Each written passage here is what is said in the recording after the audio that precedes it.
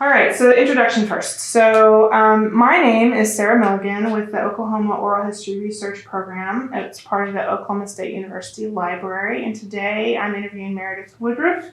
And today's date is June 6, 2022.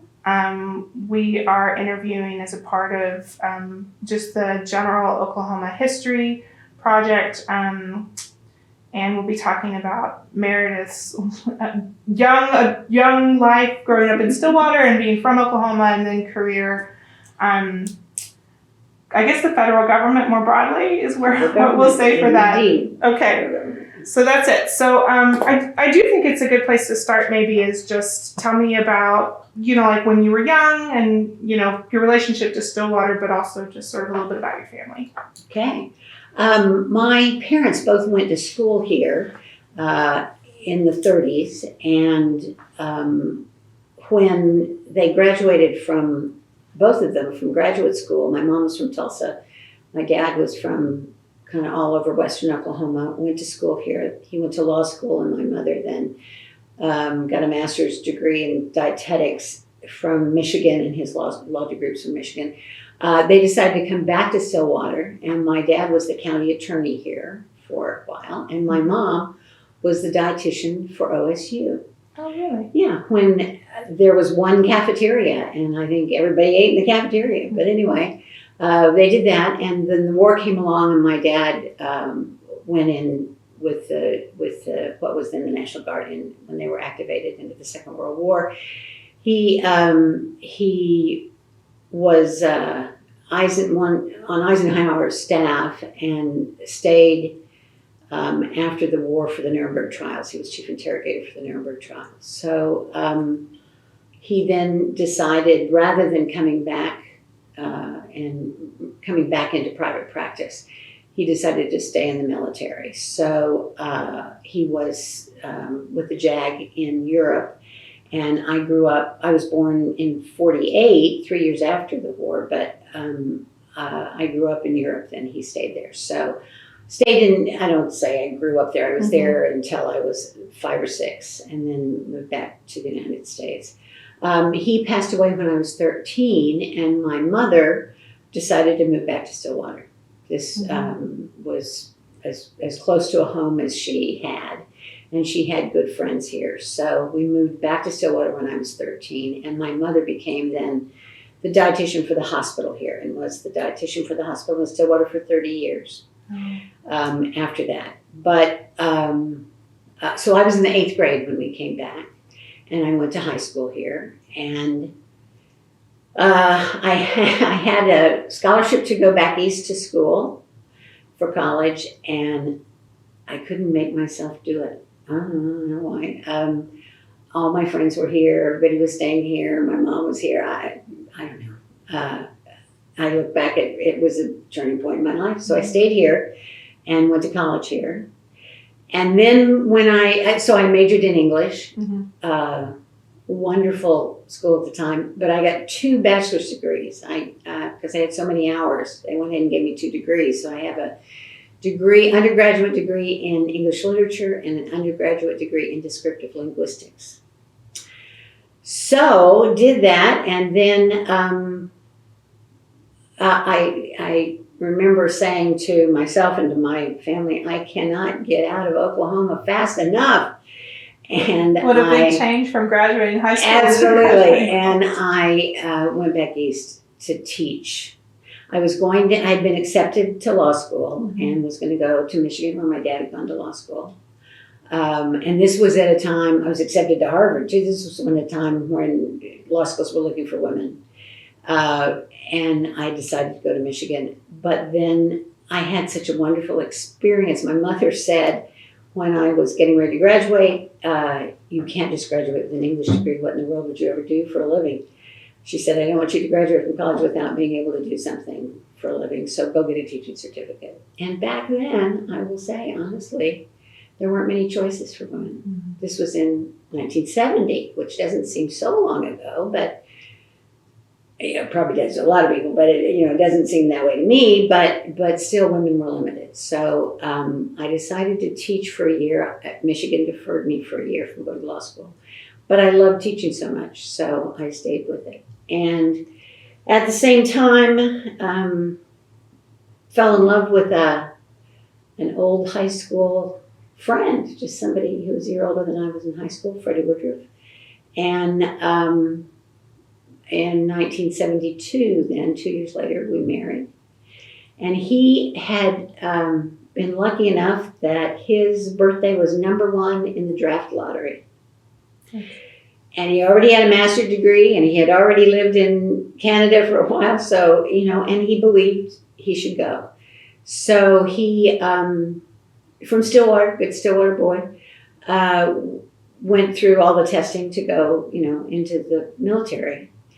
And he made a perfect score on the language aptitude test. Without speaking any language, he was an English major as well. And they gave him the option of going to the Defense Language Institute. He wanted to study German. All the German classes were full. Instead, he said, okay, I'll take Russian. Second choice. Talk about decisions that impact your whole life. So he graduated #1 out of Defense Language Institute. We got married, and we went to Germany.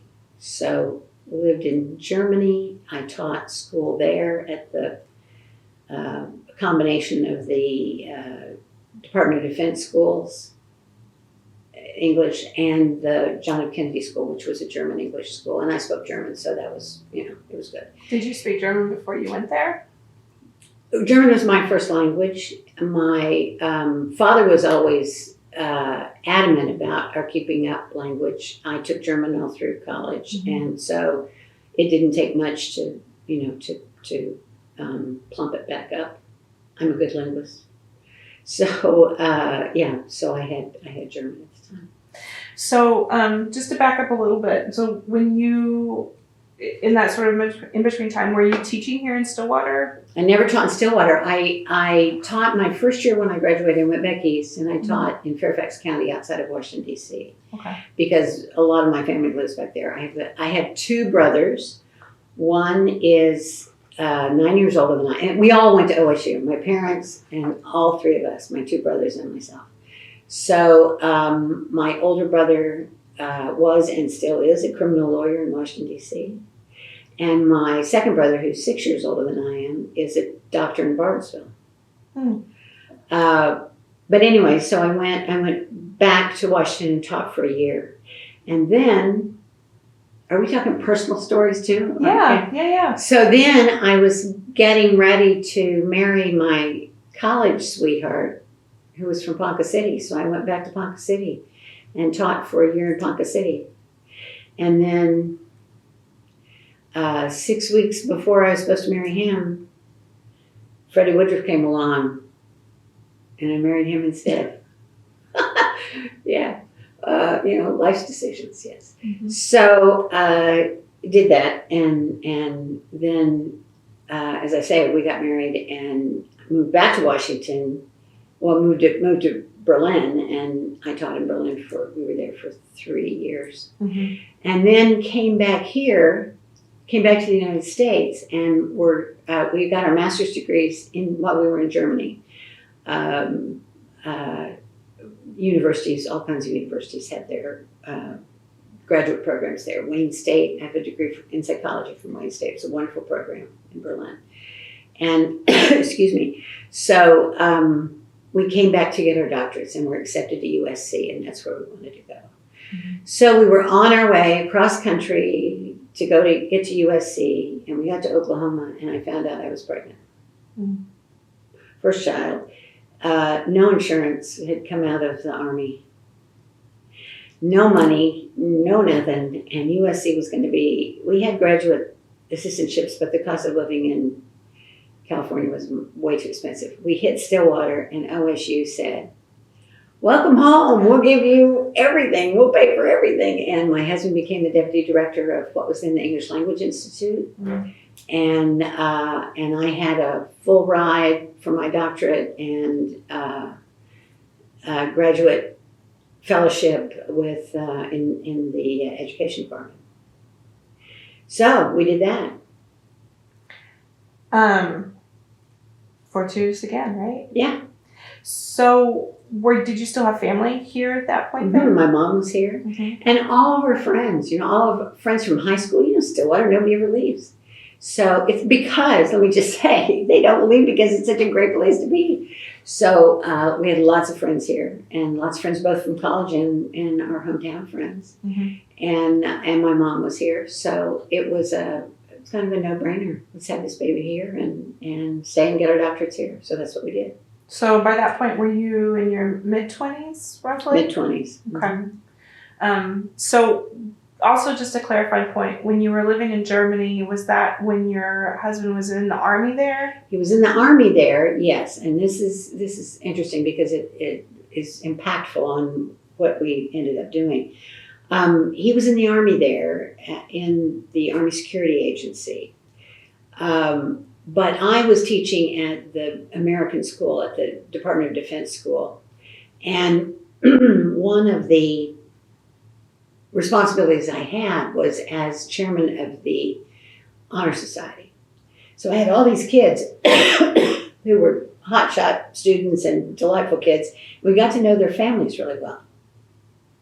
And we ended up house sitting for kind of everybody. We had a tiny little apartment, but we ended up, and in Berlin, the American military at the time and the diplomats were all living in homes of the ex-Nazis.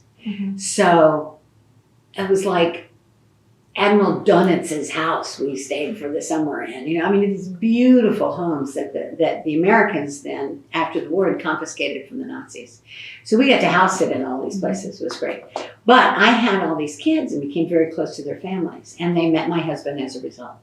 Well, I'm thinking they're all diplomats because that's what they say they are. But they're all CIA undercover. There were very few diplomats in Berlin at the time. They were all spies. So we got to know all of these families. So we come back and we go to school. We're in graduate school. And the CIA comes after my husband to recruit my husband. And he's kind of the perfect catch. He had by that time almost native level. He tested native level Russian. And we both had, he had German. They weren't looking at me because the CIA wasn't hiring women. Didn't believe women could do the job. So they came after him. So we, right at the end of our PhD programs, we left and went to Washington because he agreed to go to work for the CIA. So we moved back to Washington. And I'm thinking, well, what am I, chopped liver? I have 4-level German by then. Got all of these degrees, lots of overseas experience. But the CIA wasn't hiring. So he went through training. I taught again in Fairfax County. Head of language arts and performing arts. I also taught theater, did a lot of theater work for Fairfax County, which is the second largest school district in the nation. And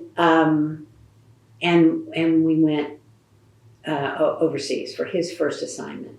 But his first assignment was a deep cover assignment, and in order for me to go with him, I had to go through his training. Are we ready to talk about being a spy? Just a second. I have one more follow-up question. Okay. So it seems like a pretty big deal for your husband to come home one day and be like, guess what conversation I had today? Like, how did that go? Like this recruitment? No, it did not. In fact, OSU played a big hand in this. Okay. So here he was. He was getting his doctorate. We were both getting doctorates in curriculum and instruction. Okay. And with the intention then of getting our doctorates and teaching different universities, going abroad as we wanted to go back to overseas. And in fact, both of us were given scholarships. He got a Fulbright to Yugoslavia. I got a funded scholarship to go with him at the same time, but this was when Jimmy Carter decided he was going to pull out of anything that had to do with Russia and Eastern Europe, so we lost our Fulbrights. Mm-hmm.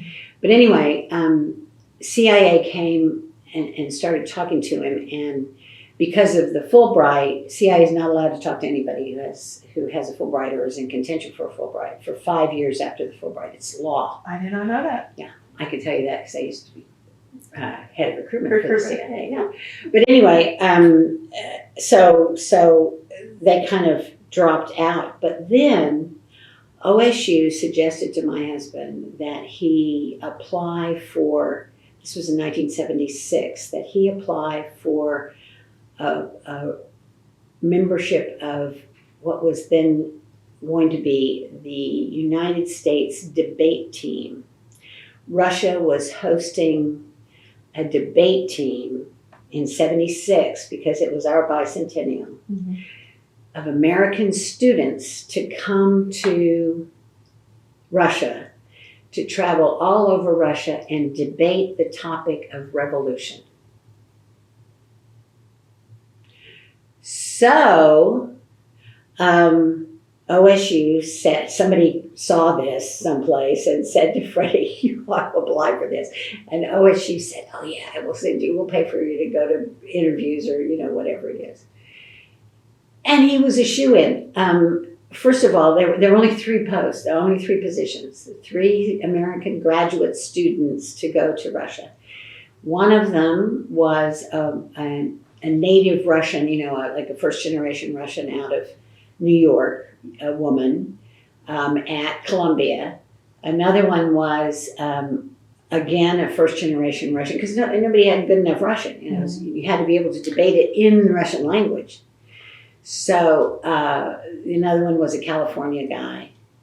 And then these 2 we got to know them, were such nice people, but graduate students who's, spoke Russian, that was the thing. My husband shows up, and my husband was flamboyant to say the least. Big, handsome cowboy with a Stetson and a sheepskin jacket and cowboy boots and blue jeans. And perfect Russian. And from Oklahoma, no less. So from Oklahoma State, one from Columbia, one from Stanford, and then Oklahoma State.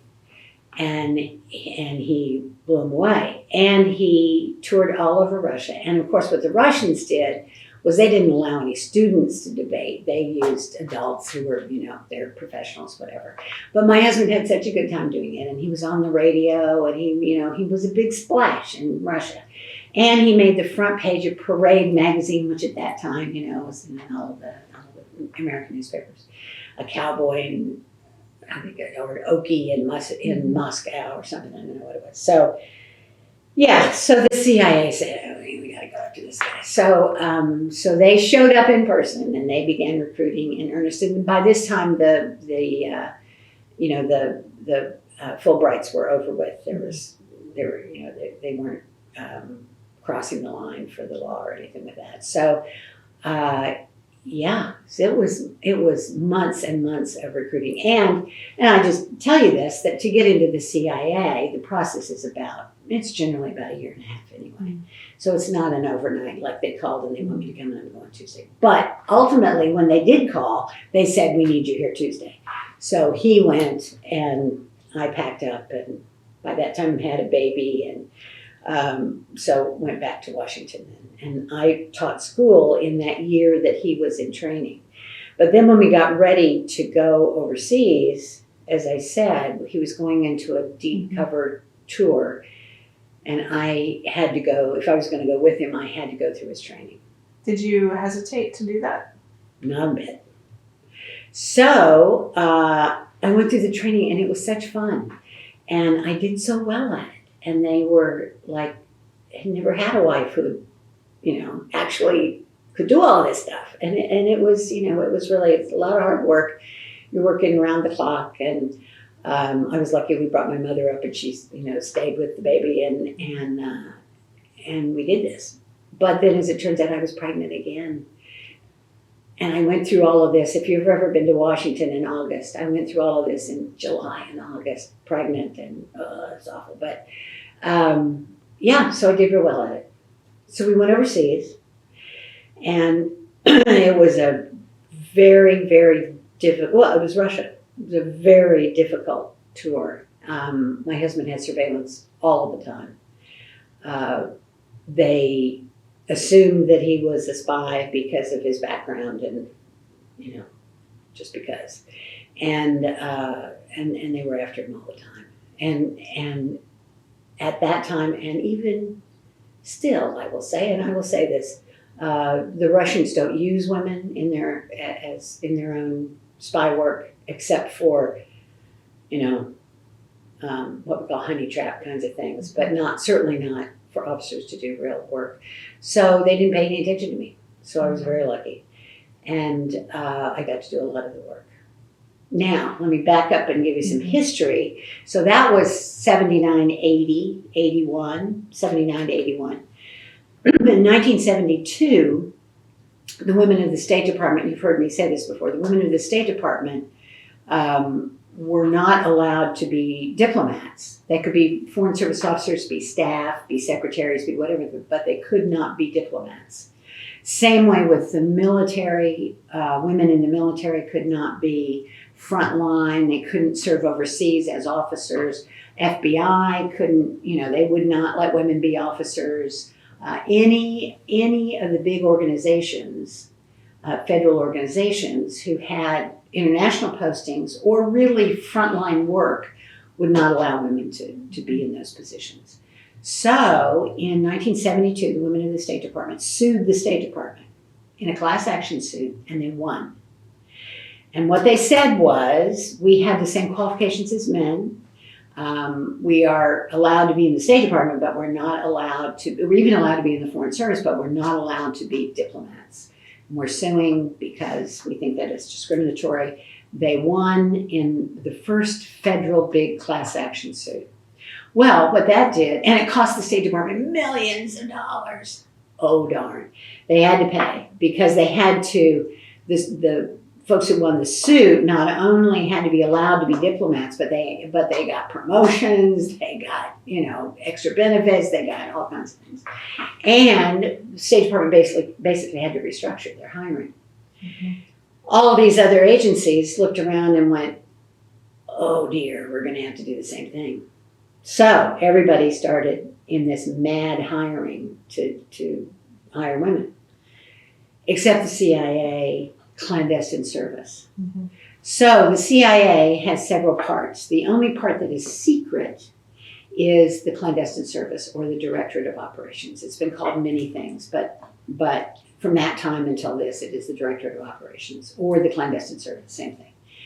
And it wasn't until the late 70s that they thought we are what is called in the federal government parlance an accepted service. We can fire, we can hire the way we want. Mm-hmm. We don't have to pay attention to HR rules. We don't have to pay attention to whatever. And so they said, we're an accepted agency. We can hire anybody we want. We cannot hire anybody. So we don't have to hire women. And then their lawyers said, well, yeah, you do. So by the time I came home from Russia, or that we were in Russia, they hired literally a handful of women. And interestingly, they were pretty much all the daughters of existing senior officers. Mm-hmm. They thought they would get it by osmosis or something. I don't know. I don't know what it was. But these have been kids that lived abroad. They had a lot of overseas. They had language. They had, they had other things. These are women who are now my best friends. So, yeah, I'm not speaking ill of them at all. So this was you and your husband went abroad for that first mission in the 79 to 81. Okay. Yeah. So when we came home in 81, however, they had hired everybody they could find that they thought was acceptable, which was about 4 women. And we came home, and the head of my husband was in the Soviet division, Soviet Eastern European division.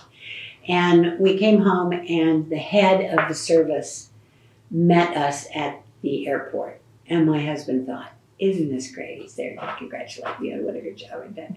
No, he was there to ask, please, what I think about coming into the agency. They were desperate because Congress was all over them. Mm-hmm. So they had to show some action.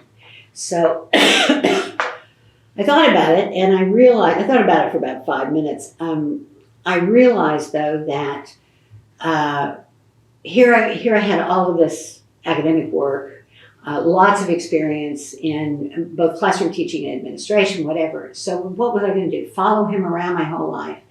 And what we do are 2, maybe 3-year tours, but generally 2, and be a first-year teacher everywhere I went, or not teach at all, or even be a headmaster, and then what? Build a school the way I wanted and pick up and leave. It wasn't going to be very fulfilling for me. So I had 2 children by this time. I had one, that's a whole other story. I had one when we lived in Russia, and I thought I was going to have this baby in Russia and write an article for the New Yorker or something about the experience until I went to the hospital in Russia and saw what I was going to have to go through. And I went to Finland and had the baby. Yeah. So that's a different story. We can talk about that because that is a very interesting story. But anyway, when the head of the division said, "Will you do this?" I said, "Yes, I will." And he said, "Well, you'll have to go through the hiring process and all that, but you're a shoo-in here, so and we want you in our division." Usually, when you hire people, they are not earmarked for a division until they go through training and all that. But he said, "We'll sponsor you. We'll whatever." Because I'd already been through training, and I was lucky enough, and I won't talk about that, but I was lucky enough to do a lot of work when we were in Russia because they were surveilling my husband the entire time. So I was able to do that. I won't ask you specifics, but I wonder, like how that realization kind of came about. Like you're there and you're there to be there with your spouse doing his job, but then like how did that end up being like you're like, oh well, I guess if you can't do it, I'll do it. I was also teaching. Okay. I was the Anglo-American School of Leningrad. We were in Leningrad, not in Moscow. Yeah. Moscow has a big Western school, British American school. And they had always, in Leningrad, had 1 or 2 students up there. When I was there, we had 11 and no teacher. And I agreed to teach. And so I taught grades K through freshman in college, every subject, except I got the Marines to teach PE, and I got the Russians to teach Russian, and I taught every other subject. And believe me, after doing that for about 1.5 years, almost 2 years, I said that I've had it with teaching. That's enough of that. So so I did that, and then in the rest of my time, I worked for the base and got to do a lot of the spy work, which I found fascinating, very interesting. And it was at a deadly time. It was with Brezhnev, and they were after us and tried to kill us a couple of times. I got beaten up a couple of times. It was hard times. So even that first deployment, like that was your introduction to the whole thing. Not even like as a field person yourself, just as at that point seen as support for your spouse. There was that level of danger. Oh yeah, Russia's just pretty awful. Were you 79 to 81? Yeah. Were you afraid going over there? No, not going over there at all. I was excited about it. I wanted to go back overseas for one thing. And there's, and I can say this and people find it hard to believe, but our training is such, and remember I've gone through 6 months of training. Our training is such that it is so thorough. It is so, not just the skills of doing something, but it's in your head. It becomes muscle memory. It becomes everything that you know what to expect. And it also, it takes a certain kind of person. And I grew up in a family of men. And interestingly, let me say this before I forget, of the 9 women that I ultimately ended up with in the senior service of the clandestine service, there were 9 of us that kind of at different times, I talked about these women who were before me and then a couple after me and a couple kind of at the same time. There were 9 of us, and of that 9, 7 of us are only female siblings with all brothers. Youngest sibling with all older brothers, which I think is something somebody ought to do some kind of a study about. Tuck that information away. Yeah. But it was I've come across a quote, and shoot, I should have looked it up last night. I want to say Benjamin Franklin, but I don't know. And here it is. Fear is a reaction. Courage is a decision. I've been in lots and lots of very frightening situations that are life-threatening, scary situations where I thought, I don't know, I'm going to come out on this. I know I'm going to come out. Again, it's a combination of training, and it's a combination, too, of that with a sense of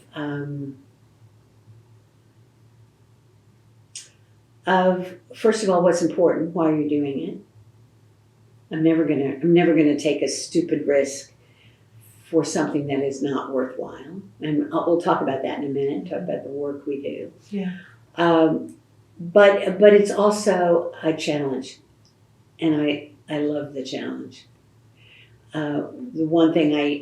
The biggest thing I appreciate about the work that I did for 30 years was it is every day a challenge for everything you got. Your intellect, your personality, your interrelational skills, your courage, your stamina, your balls, your whatever it is. And I like that. I like that job. I was cut out for this kind of work. So yeah. And what I'm hearing is that you knew that early on. It seems like that. I think so. I have two fears in life. One of them is sharks. I've done a lot of scuba diving. I hate sharks. I will get out of the water faster than anybody. I'm not, And the other is heights. I am palm sweating, acrophobic. I mean, I'm horrible. And when I went through training, I had to get over that really fast. I've never gotten over it. But, when you're jumping out of an airplane or you're rappelling down a mountainside, you remember that. And, I mean, even thinking about it right now, my palms start to sweat. And we do a lot of training that shows you what you can do. And even in the face of, of fears. Nobody ever trained me about sharks, but they did about heights. So, yeah. So, I appreciate all that. That's good to know that you're afraid of at least something that makes you feel more human after just listening. Oh my gosh. So you came back and you were sort of greeted with this offer to join, and you quickly decided that was going to be what you were doing probably anyway, and it made more sense to do that full time and get paid for it. Yes. So I had to apply, and here's a sign of the times. So I had to interview with an existing, what we called back then, case officers. Mm-hmm. We are now operations officers, but back then we were called case officers because we come out of the OSS, the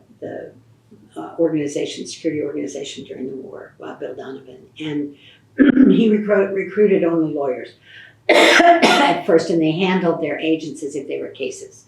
So they called themselves case officers. So we remained being called case officers until the 90s when we changed our names to operations officers. So we did that. So yes, I had to apply with this other case officer, and he said, I have to tell you, I don't believe in women being case officers. And I said, why is that? He said, because you have children. And I said, don't most of your men officers have children too? And he said, well, yes, but you'll actually have to have them. And I said, well, I don't understand. And he said, well, you want time off, and you want to, my God, you might nurse the baby, or you'd want to, spend time with your or spend time with your child or whatever. And I said, I already have 2 children. And I said, and I have been fixed because I had my tubes tied, I thought. And he said, you mean you can't have any more children? And I said, no. And he said, all right, you are in, shooing. Okay.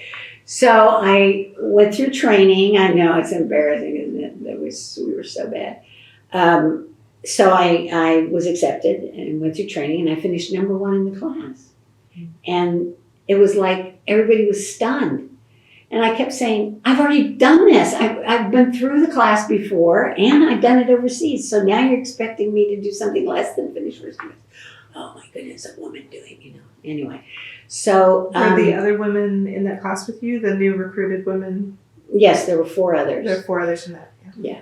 So, so I went through and became a case officer, and went from there and did 7 overseas tours. And I think I told you in '93 then my husband was assassinated by the Russians. It was after the wall fell, and he was in Georgia, and not Georgia, U.S., but the country of Georgia. He had been asked by the president, Shevardnadze, who had been the foreign minister of Russia, to come and help him build a service that would not be that didn't come from the KGB.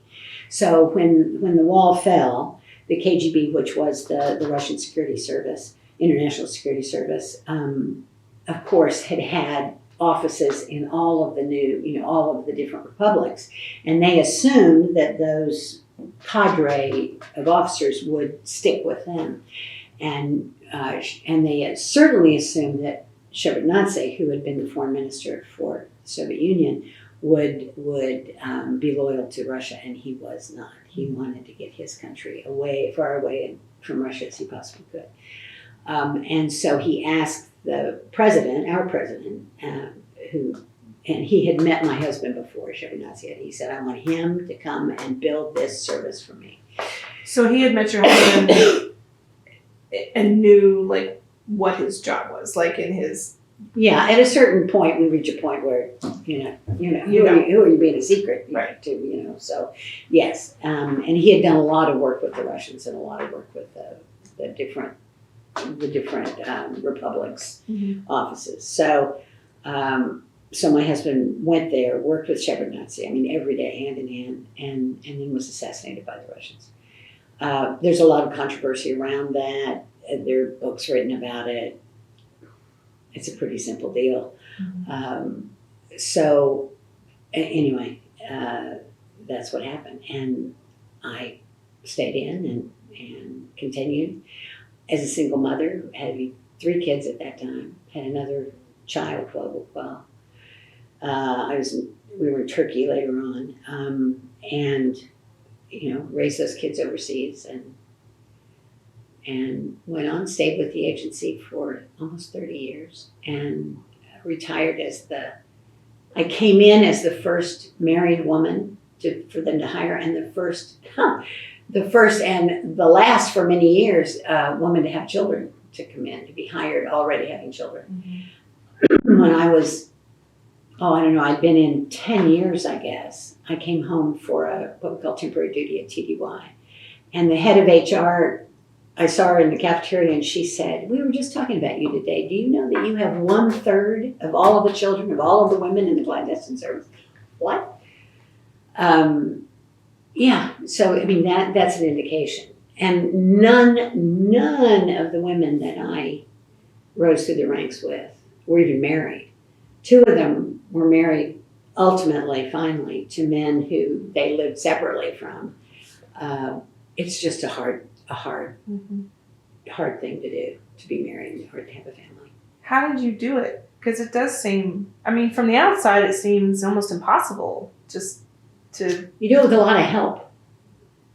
One of the reasons people say, oh, isn't this wonderful that you stayed overseas?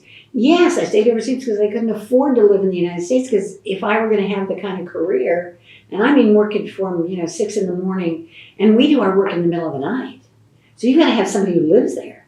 It's great if you happen to be married to them, but no, I wasn't going to do that. So I had wonderful daddies and wonderful house help overseas for very little money, and could do that. So I built a great career and a great reputation on the backs of a lot of women helping me raise these children. So did that, served in lots of different places. And I can do this. I've been approved to do this. So Russia, Turkey, I'm a Turkish linguist. Ethiopia, and that's a whole other OSU story. I do want to ask about that, but Yes. we don't have to do it right now. Ethiopia, Sudan, Yeah. then a year split between Pakistan and Egypt, Austria, and then one of our stations that basically runs the Pacific Rim, and Washington. So when I retired, as I say, I came in as the first woman who was married and had children. I retired as the senior woman in the clandestine service after 28 plus years. Yeah.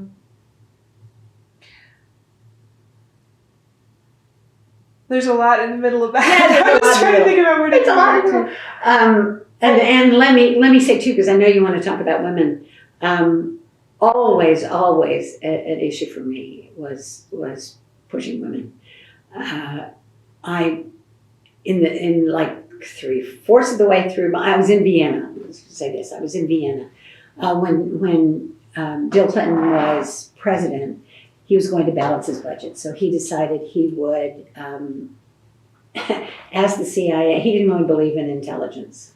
His wife was wonderful at it.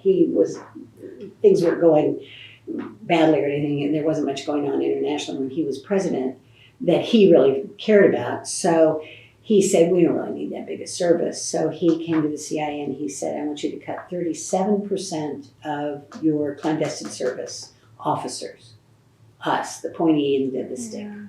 I want you to cut them. We'll give you, I think he gave us 3 months to do it. It's like, what? Which meant we had to give lots of what we call early outs, retirement early. We made the decision, which we know now was a bad decision, to stop hiring. And so we stopped hiring for almost 6 years. Well, in, I want to say 94 maybe, whatever, when Clinton left, we promoted a new director of the clandestine service, a man named Jack Downey, a wonderful man who just died this year. And he went to Congress behind the director's back, and he said, you're being foolish if you don't allow us to plus up now and get back to what we should be. He said, because the Russians are coming again, and the Chinese and everybody else, and you better be ready for it. And Congress, as they always do, said, absolutely. How much money do you need? And so I was in Vienna. I'd been there for 3 years, hoping I could stay a 4th year so my middle child could graduate, she was going to be a senior in high school. And I got a phone call one Friday afternoon, and he said, I want you in my office Monday morning with a plan to tell me how you're going to recruit this big number of officers. Just tell me what you need. So by then I had a reputation for building things, because every place they put me, there wasn't space for me, so they'd give me a new job and I'd build this, big office for it. So I built the recruitment center that exists now, and figured out, we had to figure out who is it that we want and how can we get a bunch of folks. And we had we'd been on campuses, but in the 70s, we were kicked off of campuses because after the Vietnam War and the Phoenix program and all that, campuses said, we don't want you back on. So we hadn't really had the need to require to hire big numbers. So we did, various things, and ultimately everybody in the clandestine service basically looked like each other. We were all type A personalities who, we had all these white guys from back east. And that basically was not getting us what we needed to get, So we had to figure out something else. So I had to figure out all those things and hire women, how to hire women. And by then we knew women were certainly as good at this as men were, and in many instances a lot better. So I said, I want to be on television, I want to be on radio, and I want to hire, I want to do magazine ads and be pretty open about this. And my boss said, you're nuts. And I said, you want the numbers? You don't want the numbers. What are you going to do? So he said, okay. So I put together this ad, a wonderful ad called Do You Have What It Takes? We ran it in The Economist because that's the publication that you want everybody to read. Anybody who knows anything internationally, that's what they read. Put it in it ran on a Sunday night in September of, I don't know what that would have been, 97 maybe. And by Thursday, 4 days later, we had 166,000 applicants. 1,000? Yeah, so then what do you do? So I went from there. Yeah, we hired a bunch of women. Did you get a lot of women applicants then? We did. I mean, the picture that ran was a woman. Mm-hmm. Yeah, so we were good. So what was your, do you have at that point, did you have a key age demographic you were looking for, or how did you winnow down? Yeah. It's, we really well, here's the thing, I started a new program for that too. We are not allowed by law to hire people over 37 because you have to have a certain number of years before retirement and all of that kind of stuff. So it's we want a college degree. So it's college degree until 37. Mm-hmm. But what we really like is to see 10 years of a good career in something else first. And we want people to come to the decision of it is not enough to sell X, Y, and Z. I want to do something that's bigger. Mm-hmm. So that's what we look for. Our average age of a new officer is about 30, 29.7 or something like that. And but I realized too, if I wait if I'm looking, and we want people with a language and a lot of overseas experience, if I am waiting for a woman to become 29 or 30 and she has those kind of qualifications, first of all, she's going to be way down the career line in something else, or she's already going to be established with a family that she will not want to break that up and whatever. So I started a new program for people coming right out of college. And those people had really tough requirements. They had to have a native language. They had to, have a college degree. They had to have so many years of overseas experience, whatever. And they were almost all women. So that was a terrific thing because we took them to raise.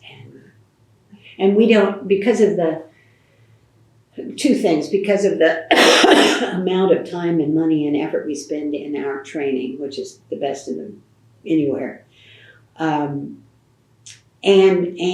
because of the secrets they are given from the get-go, we expect people to spend a career with us, not 2 years or 3 years.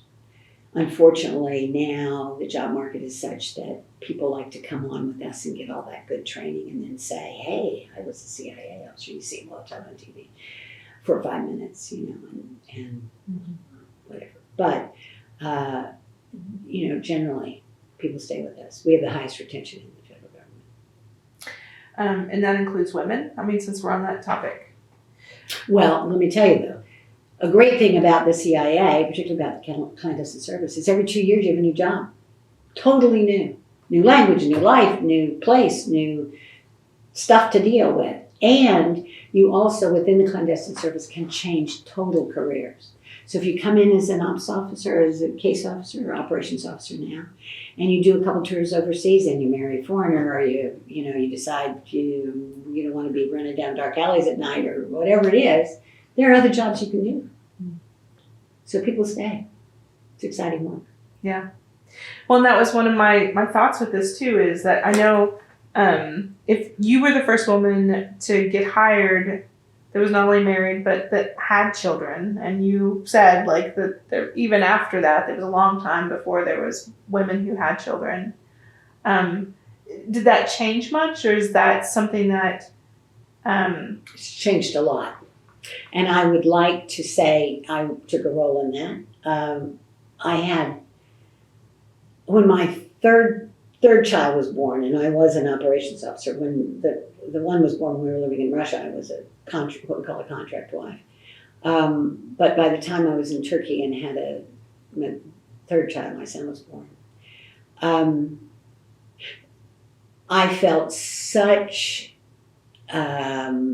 pressure because of everything I'd gone through when I had been hired, everything I'd been told, oh, you women are just going to, you spend time with your children, all that kind of stuff, that I stayed I couldn't have the child in Turkey. There were too many complications, and we don't like to go under anesthetic someplace that, we don't know. So I was going to go back to the United States and have the baby. And but I was doing great work in Turkey, and I didn't want to leave. So I stayed until like the bitter end. And back then, you actually had to tell the airline would actually ask you, how pregnant are you, when you got on a plane. And you were not supposed to get on if you were more than 7 months pregnant. Well, I got on at 8.5. And they said, how pregnant are you? And I said, I'm not. Well, I got here. I'm 6.5 months pregnant. Okay, get on the plane. So I got on the plane, went home, worked one day at headquarters. Had the baby, like that night. I had an ectopic pregnancy in Russia also. Almost, it was horribly complicated. So the surgery to have this cesarean with this baby was like 6 hours long when they were doing all that. Had the baby, had the surgery. I was back in Turkey on the street in less than a week, in about 5 days. Stupid. I paid for it for years. I'm still paying for it. Physically ridiculous. And why? So some guy wouldn't say to me, see, you I don't have to do things, whatever. So several years later, I became the senior woman in the clandestine service and called all the women together, and I said, girls, we're changing things. And we got policy changed so that, you had, the U.S. government has no maternity leave. We're the only government in the free world that doesn't do this. So nowhere in the U.S. government we give maternity leave. I don't know about OSU. Same thing. So you have to take your own sick leave or do whatever. So, but we could, and because we could make our own HR laws, we could guarantee that they wouldn't lose their job, that they wouldn't be given to someone else, that they whatever, and they could take their own leave and up to 3 months, whatever. So we changed the whole policy for them. And I, in numbers of cases, remember standing up in front of women telling this story and saying, I am ashamed to stand up here in front of you and say that I fell to the pressure of this and, went back to work way too early. Didn't enjoy having time with my child, didn't enjoy, whatever. You do it. Take time. Mm-hmm. And they do. Good. I mean, it's hard though that it's just an example of what it took to get to the point to be able to advocate for that though. So I do kind of want to talk about some of that. And you also mentioned, like your choice to have a baby in Finland when you went to Russia undercover and, knew you were going to deliver. So maybe we can kind of talk about like being being a mother in those spaces and being a young mother and a pregnant woman, and because I think that obviously I think it's very interesting, but you're making all these choices, like you don't want to go under anesthesia, like these are more complicated than just a woman abroad, right? Yeah. So talk through maybe a little bit about how you Well, make those first of decisions.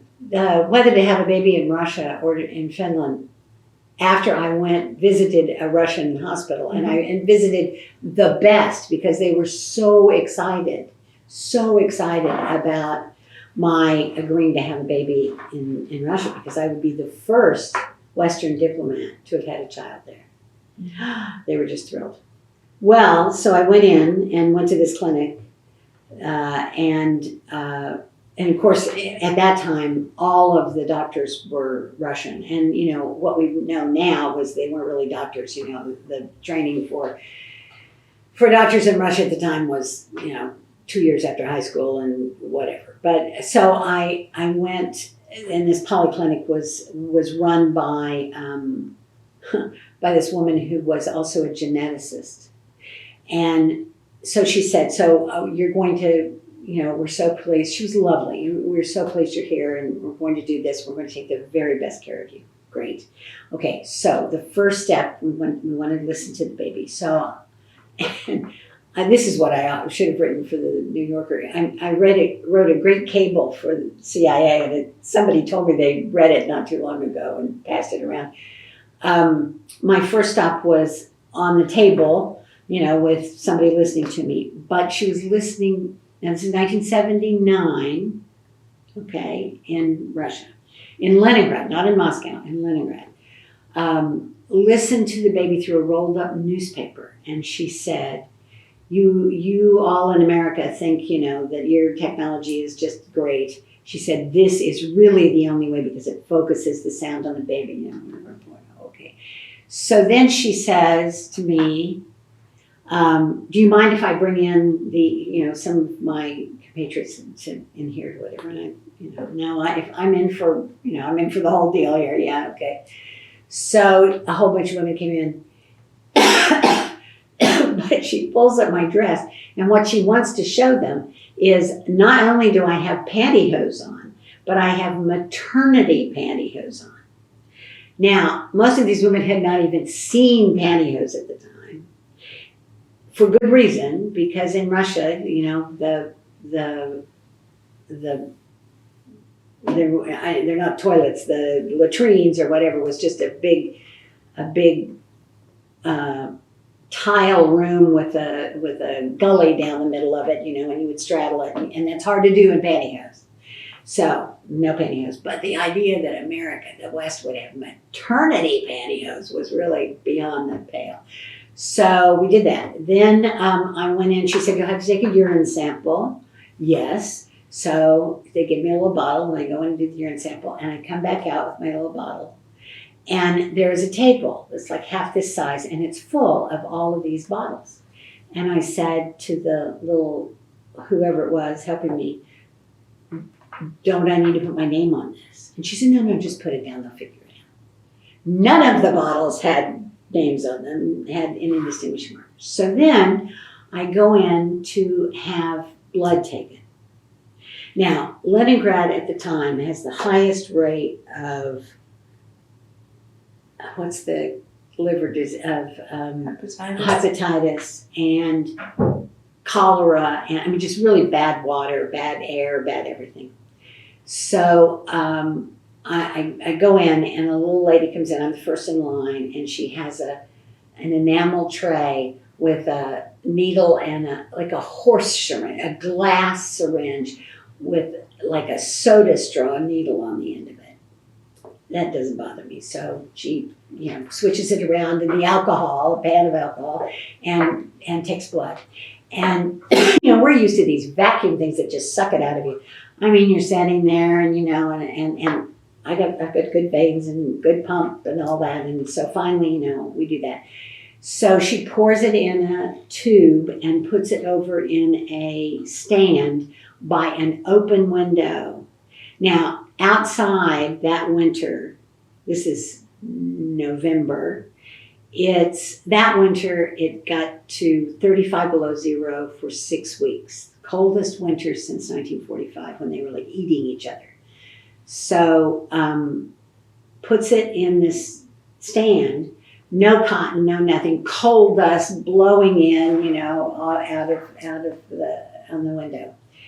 And she then swishes it around, the needle and the syringe, and uses the same syringe and the needle on the woman next to me. And there are like 6 of them down there, and she's going to use the same one on all of them. And I think, am I glad I was in the first in line, or am I just the first in line after, you know, the others left? So we do that.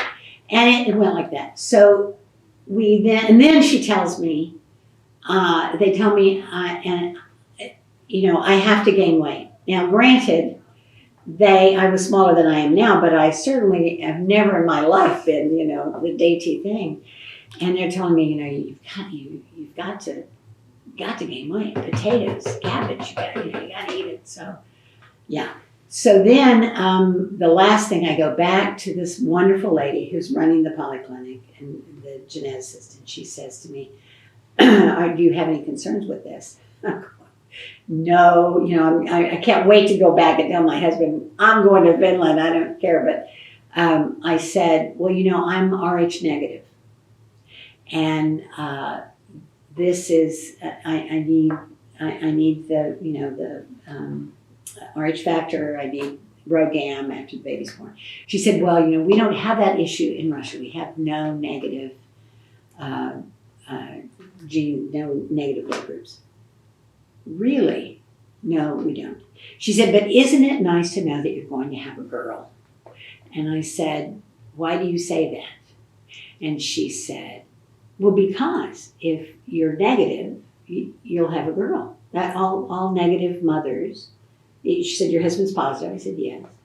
She said, all that combination with a father that's positive and mother's negative have girls.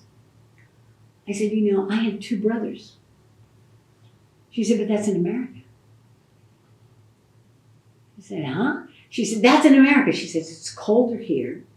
Over the generations, the cold has affected her. And you know, by that time, I'm just tuning this out. So, and I had a girl. And she wrote me congratulations. Anyway, so that's why I had a baby in Finland. Yeah, I can understand that. Yeah. Did it cause a stir when you made that switch? Since they were so excited? I'm sure it did with the Russians, but I never heard about it. So, yeah. But then our first daughter was 5 at the time and was the first American child, or first Western child to go to a Russian school. We put her in Russian schools, Детский сад, a kindergarten. And, you know, she didn't speak any Russian when we got there. And the teacher said, oh, that's okay. She said she'll be speaking Russian in 6 weeks. And sure enough, she just carried her everywhere she went for 6 weeks. And she was absolutely fluent in Russian. Mm-hmm. And, but we had bought her in Finland a snowsuit made out of this new, what is it that all of our snowsuits are made out of? You know, they're impervious to cold. I don't know what it's called, what the fabric's called. I can't remember. But anyway, so we bought her this cute little snowsuit. And so sent her to Детский сад in this snowsuit.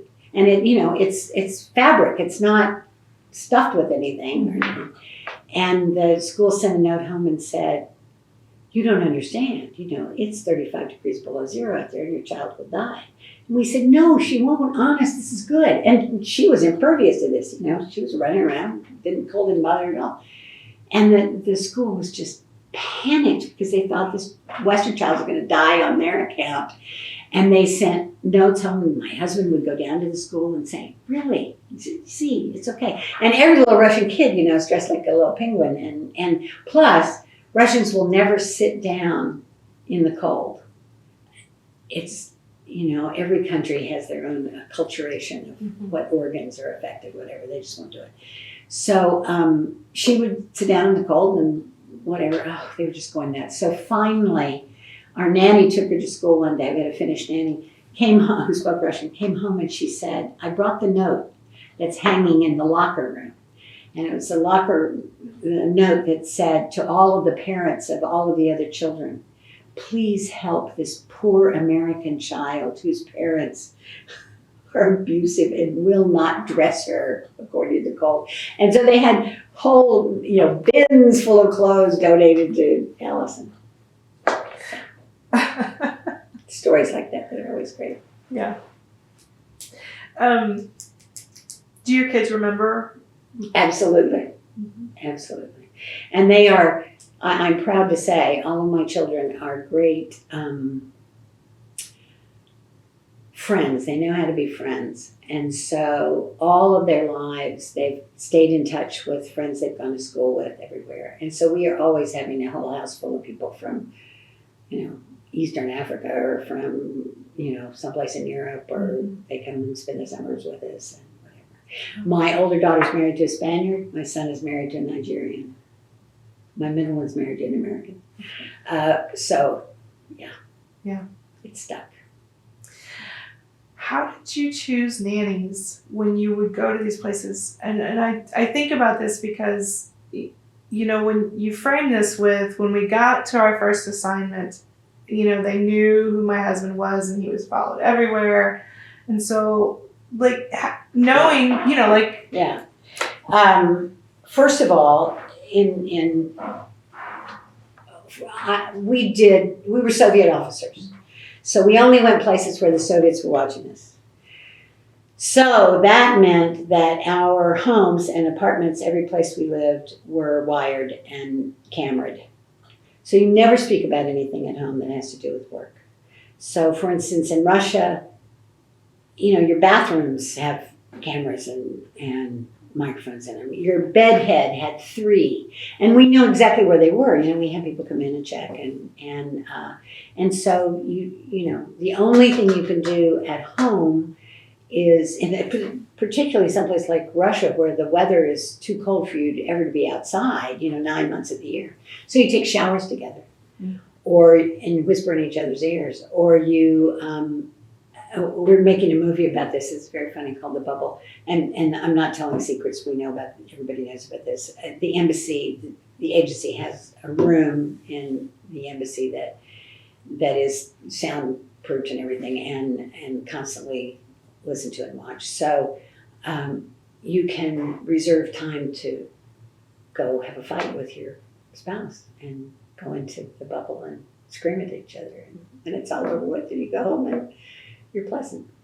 So you reserve room in the only truly non, and it's monitored. Packed. It's packed. Yeah, everybody. If you've got to talk about anything, because you're listened to all of the time.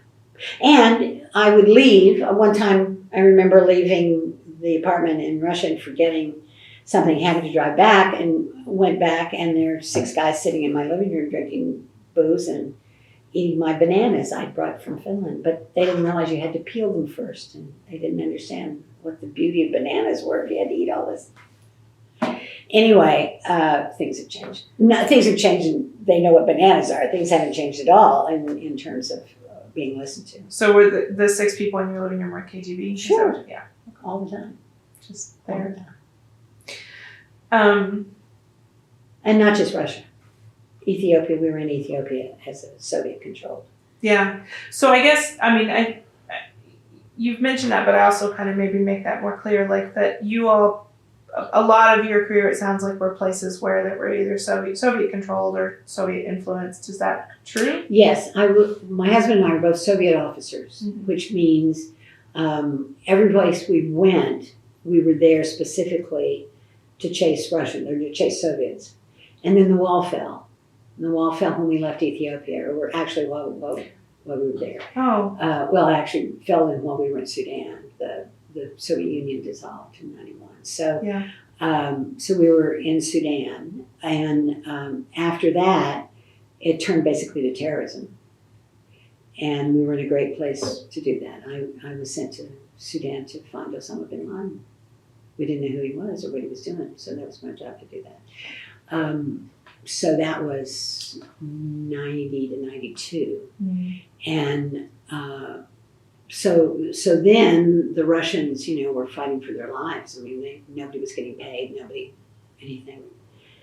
And we made some the whole United States government made some really stupid mistakes in saying, well, they're our friends now, we don't have to worry about them anymore. And we were told to stand down when we could have really stood up. And we were ready, we were all ready to do it. Then ultimately, of course, we're back to that. Yeah. So when the Soviet Union collapsed, there was a general just like hands up, backed away from the relationship. Well, what they were you all trying to building. do at the time, if you remember, I mean, the Mhm. Soviet Union collapsed and we were hand in hand with Gorbachev and then Yeltsin and trying to keep them from dissolving and keeping their nukes from going all over the world and keeping their, all kinds of things. Yeah. So we were trying to, do hands across the water and shake hands. And that's when by then I had to, or the next year my husband was killed.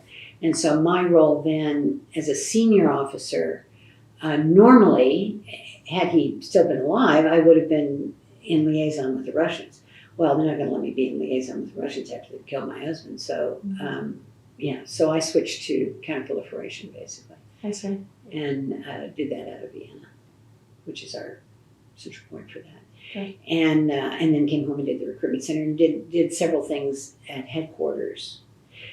Because at that time, I needed to keep my son in the United States. He'd grown up totally, barefoot in Africa. He needed to be in the United States. And plus I had then 2 kids in college and, all of that. So I stayed in the United States for, I hate to say for the rest of my career, but I did. You did. Yeah. So because it's been mentioned a few times now, and I've heard you talk about the OSU connection. Can we talk about Ethiopia? Sure. Oh, I love Ethiopia. Africa,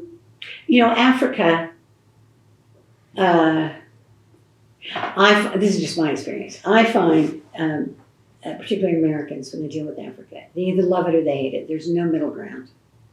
It either gets under your skin so that you dream about it, you think about it, it's in your taste buds, it's in everything about you, or you never want to have anything to do with it again. Mm-hmm.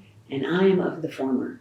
I could spend my life in Africa. I loved it. And probably because my first experience was Ethiopia. But it was Ethiopia in the biggest famine that they'd ever had, in the last years of their horrible civil war and revolution. We were dealing with both of those. Dead bodies in my driveway every morning. Because it was your driveway, or because we lived on the outskirts of town. They were coming in from the war, and they were trying to get something to eat and dying on in those streets. So that we lived in a wall like in most of Africa. Our house had a wall around it, and our gate guards had to get up early in the morning and move the bodies before the kids went out to wait for the school bus. It was that bad.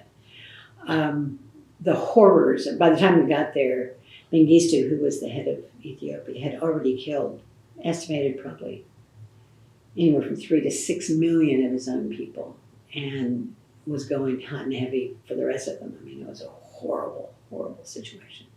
The health conditions, there was no food. It was, we had to bring everything in. It was awful. But for us, work was just phenomenal. I mean, I do war. That's what I do. I do revolution. And Ethiopia, I had grown up in Stillwater with Ethiopians everywhere. It was wonderful. We had great friends that were Ethiopians, and under Dr. Bennett and Haile Selassie, they had come to an agreement, and so when I was growing up, friends' parents would go to Ethiopia and teach, and Ethiopians would come back, and we always had Ethiopian kids around, and it was great. So, and both of us, of course, my husband was from Stillwater too, so both of us, felt like this was terrific. So, and my mother at the time also was fighting breast cancer. And because all of all of her professional life, she had always had Ethiopian women come and stay with her. If anybody needed a house or needed someplace to stay, she would have them come out. She had a big house. She'd have them come out and stay with her. Here in Stillwater? And so, here in Stillwater, yeah. So she was really part of this Ethiopian community that was here. And by then, lots of Ethiopians had left because of the horror in Ethiopia. And because they had a connection with Stillwater, came here. And so there's this lovely Ethiopian community, and they were all tied to my mom. And my mother, when she became very sick, there were five women, 3 of them nurses, and they came to the family and said, we want to take care of your mother, and we will just be there with her 24 hours a day. And they did that for the last 6 months that she lived. It was wonderful. And then I would come home and I would take things back to Ethiopia. You know, it was wonderful. So anyway, we took this posting to Ethiopia, and because it was Soviet controlled, and, you know, I mean, this horror of regime, the Soviets this was the last ditch stand in Africa for them. They had lost everything else. You know, there was, during the whole colonial periods, you know, they had come in and tried to have a footprint in Ethiopia, and this was all they had left. And so they were holding on as tight as they could. And so our whole office in Addis Ababa and the embassy were all Soviet officers. And we'd all grown up together, and we all knew each other, and it was terrific. So we went there, and Mengistu, this despot who was killing everybody, had a cabinet of 12 men, you know, who were his foreign minister, all of his ministerial positions. And 7 of them were OSU graduates. Now, you heard me say this, just because you're an OSU graduate doesn't mean you're not killing people. And they were doing it wholesale. But it gave us such a foot up, a leg up, because we had so much in common, and, you know, this starting point. And so we were very successful there, very successful. And he came down and he fled. He lives in Zimbabwe. Yeah. So, is part of why you all were sent there specifically because of your connections to Stillwater, do you think? It wasn't. It was interesting. It wasn't because the chief there was our kind of a senior and was a mentor for both my husband and me in our training and early on. And he had agreed to be chief because we were all going to be Soviet officers in Africa. And he loved Africa. He had served in South Africa before. So, and this was a hotbed. This was great CIA work. We were going to take down this regime. It was going to be great. So, so he had agreed to be chief of station. And they had said, who do you want to bring out? And the guy who preceded me, he had not hired. He was an African hand. And he had been not just arrested by the Ethiopians, but captured and held for 6 weeks and had this stuff beaten out of him and tortured for 6 weeks. Ultimately had we gave him a disability. He left. He was almost beaten to death. And so I knew that's what I was coming into. But it was a good thing that I was a woman, because they were Soviet trained, and which meant it would never occur to them that women were working. And we both, when we were confronted with this tour, would we go to Ethiopia? You're never forced to go any place you don't want to go. But Scotty, this guy who was our chief of station, said, "I really want you to come." We looked at each other and said, "Ethiopia? Do you know our Ethiopian background?" And he said, "No, we're going to chase Russians." And I said, "Oh, yeah, we got much more than that to bring." And sure enough, and it was great. We had wonderful OSU connections. We did a lump party, and all these bad guys showed. It was great. Yeah. So OSU, being an OSU graduate was wonderful. So and part of this is me not being able to visualize it, and maybe it's an intentional omission, but when you say we made it happen, like you were sent there to basically topple the government, and you were successful in that. Like, what does that mean? Well, when this is as much as I will say, we don't talk about sources and methods. We were there to topple the government, and the government toppled. Okay. And it didn't hurt that the Russians had nothing to bring. They had no money. They had no material any longer. They had nothing that they could provide. Mm-hmm. So, yeah. So one of the things, I've heard you talk about this or reference this in one of the public talks that I've watched you give, but I have more questions about it. But you talked a little bit about it at one point. I'd like you to tell it again about your kids were there too, right? Like you brought your kids to Ethiopia, yeah. And like you mentioned, like they have to clear bodies so your kids wouldn't have to see that on the way to the bus. We're making a movie of this. Oh, really? Mm-hmm. Well, I don't want to scoop anything. No, that's okay, because this is Hollywood, it'll take forever to make a movie, but the script is written by a wonderful Canadian writer named Will Pascoe. Yes, so when we were in Ethiopia, my kids are 5 years apart. Mm-hmm. Bad birth control the whole time. So they were 13, 8, and 3 at the time, all in school, all going to the British school. There was an American school, but we never sent our kids to American schools because there were never any good targets there. In Ethiopia, all of the foreigners and any Ethiopian who could afford it had kids at the British school. It had been there since the 1800s and was kind of the school to go to. So,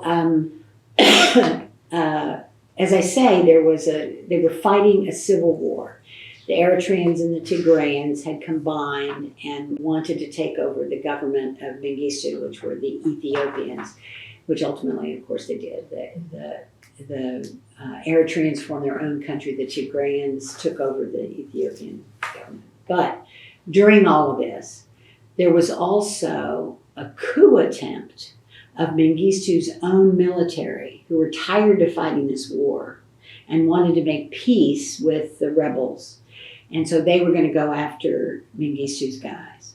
So one day, but there was no sense that this was going to happen. Like for us, we were pushing the Soviets is what we were doing, trying to get them to be unsuccessful in their support of the Ethiopians, basically. Mm-hmm. So one day,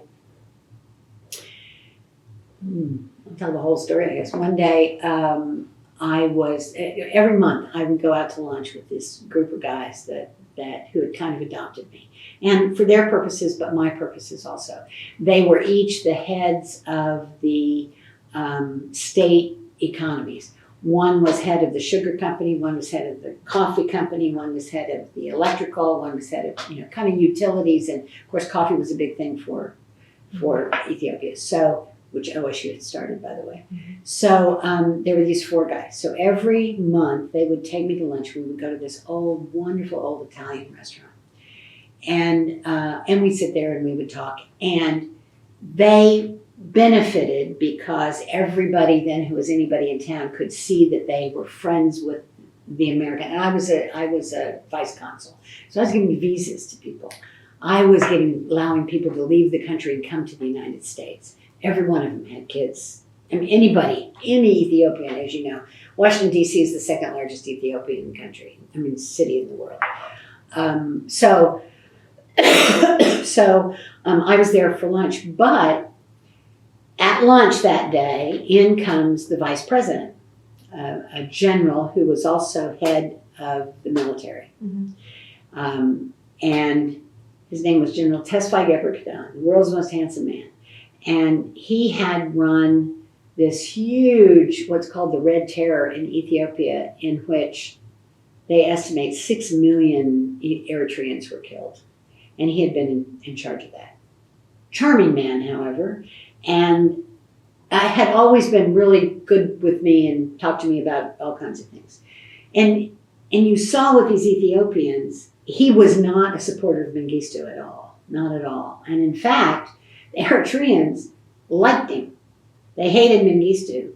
They liked him, although he ran that campaign. They never said it was his fault. They always said it was Mengistu's fault. He was up there trying to keep him alive. Who knows? But anyway, so he walks in and he sits down with us, and he's buddies with all these guys. So we're talking. One by one, they get up, the four of them, one by one, get up and leave. So that by about 2 o'clock in the afternoon, it's just the two of us. And I said, General, I've got to go back to work. And, no, stay with me a little longer. We'll talk, coffee, whatever. And so we sit there for a while and talk. And of course, he's telling me stuff that I'm an intel officer. I love this. I mean, I'm hearing all this stuff. And so finally, I go back to the office at like 2:30, I think. And at about 3 o'clock, school's out. And the bus driver, the driver has gone to pick up my kids. So my 3 kids are in the school car driving home. And my husband gets a radio call from my 13-year-old daughter who says, Dad, the troops are out and there's something happening. Well, let me tell you. And as they drive, this is my 13-year-old who is about as savvy as she could have been a spy right then. She tells them what kind of tanks they are, how many people are at each emplacement, where they are, the spots, that she knows the exact. So she describes all of this as they drive through the city. The school was up where the embassy was, and they had to drive the whole length of the city to our house that was down at the other end of the city. So about 8 or 9 miles away, through all of these newly deployed troops. Why are they out? Dad, this doesn't make sense. I've never seen tanks here. I've never seen, and always there were armed troops, but not like this. So my husband, chief of station was gone at the time, my husband says to the other officer and myself, get out on the street and see what's going on. So we tell the kids, go home, and we'll be there as soon as we can be there. So we go home, they go home, the driver leaves them, and Allison then calls from home and says, the housekeeper and the gate guards are not here. Don't know where they are, Dad. And Lance, a friend, another American kid who lives across the street, his dad's head of UNICEF, and he's out in the field, and his mom has gone to the United States with his sister, whatever. He's over here too. So it's the 4 of us, 3 kids and a neighbor. And my husband says to him, put the steel shutters down, hunker down, fill your bathtubs with water, do, all those things that we had taught our kids to do. Meanwhile, the radio connections are cut. We have no phones anyway. Well, we do, but they never work, and they certainly didn't then. The radio connections are cut. That are the State Department ones. So the ones that we have to the house are cut. So we can no longer talk to the kids. So I am out. I get in place, go to an agent. I won't tell you, have an agent. I get into his offices, and I can see and I'm dressed from this lunch. So I've got on heels, a dress, bag that I have a pistol in, whatever. But I go into this office that is across a huge parking lot right downtown from the Ministry of Defense. So I start watching, and I have a radio that is on our secret channels to my husband. So I'm telling him what I'm seeing, and soldiers start amassing, and there are, 1,000, 2,000 soldiers in this parking lot beneath me. Everybody in the office building is gone. I'm in the dark, sitting up in a 4th floor office directly across from the Ministry of Defense. The tank pulls up and shouts out through a megaphone to the minister, give up. This is the coup attempt. Mm-hmm. The minister says, basically over my dead body, and the guy says, okay.